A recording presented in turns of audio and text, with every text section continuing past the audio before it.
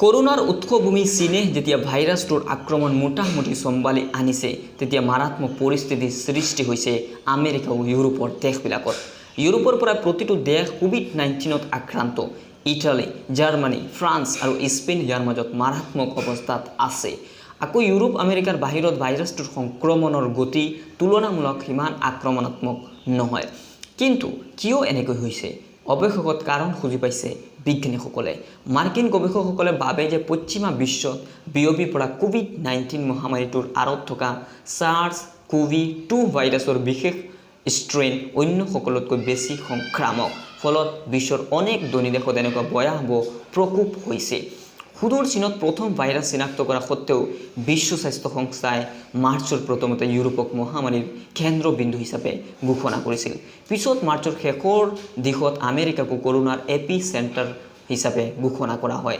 ভাইৰাছটোৰ জিনগত বিশ্লেষণত দেখা গৈছে আমেৰিকাৰ বেছিভাগ ষ্ট্ৰেইনে ইউৰোপৰ পৰা আহিছে, চীনৰ পৰা নহয়। বৰ্তমানত মাৰ্কিন যুক্তৰাষ্ট্ৰ আটাইতকৈ বেছি কোভিড-19 ৰোগী চিনাক্তৰ মৃত্যুৰ ঘটনা ঘটিছে। ইয়াৰ পিছতে আছে ইটালী, স্পেইন, ফ্ৰান্স আৰু যুক্তৰাজ্য।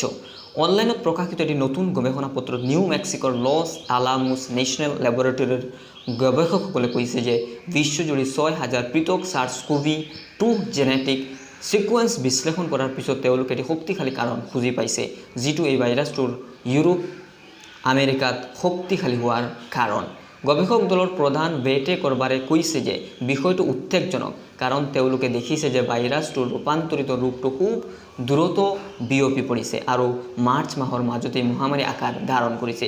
এই ৰূপান্তৰিত ভাইৰাছবিলাক যেতিয়া এটি জনসংখ্যাত প্ৰৱেশ কৰে, সিহঁত দ্ৰুত স্থানীয় মহামাৰীটো গ্ৰহণ কৰোঁতে আৰম্ভ কৰে। ফলত সিহঁত আৰু সংক্ৰামিত হয়। ৰূপান্তৰিত ভাইৰাছৰ স্পাইক প্ৰটিনত আছে, যিটো এটি স্বাস্থ্যকৰ কোষবিলাকক সংক্ৰামিত কৰোঁতে ব্যৱহাৰ কৰে। এই ৰোগৰ সম্ভাৱ্য ভেকচিনবিলাকৰ অনেক গৱেষণাত স্পাইক প্ৰটিনৰ দিশত মনোনিৱেশ কৰা হৈছে। কোনোভাৱে যদি ভাইৰাছটোৰ স্পাইক প্ৰটিনক অকামিলা কৰা যায় তেন্তে এইটো আৰু কাৰ্যকৰ নহ'ব পাৰে। কলম্বিয়া বিশ্ববিদ্যালয়ৰ ভাইৰলজিষ্ট এঞ্জেলো ৰাসমুছনে কৈছে যে আমি এটা ৰূপান্তৰ বিচাৰি পাইছোঁ, যিটো সময়ৰ সৈতে প্ৰভাৱশালী হৈ উঠিছে। যদিও সংক্ৰমণত ইয়াৰ কাৰ্যকৰী তাৎপৰ্য কি সেইটো এতিয়াও জনা হোৱা নাই। ইবোলা ভাইৰাছতো একেই ধৰণৰ ৰূপান্তৰ দেখা গৈছিল। প্ৰিয় দৰ্শক, যদি ভিডিঅ'টো ভাল লাগিছে তেন্তে শ্বেয়াৰ কৰি দিব আৰু যদি চেনেলটোত নতুন আহিছে তেন্তে ছাবস্ক্ৰাইব কৰিবলৈ নাপাহৰিব। আজিৰ ভিডিঅ'ত ইমানেই। ধন্যবাদ।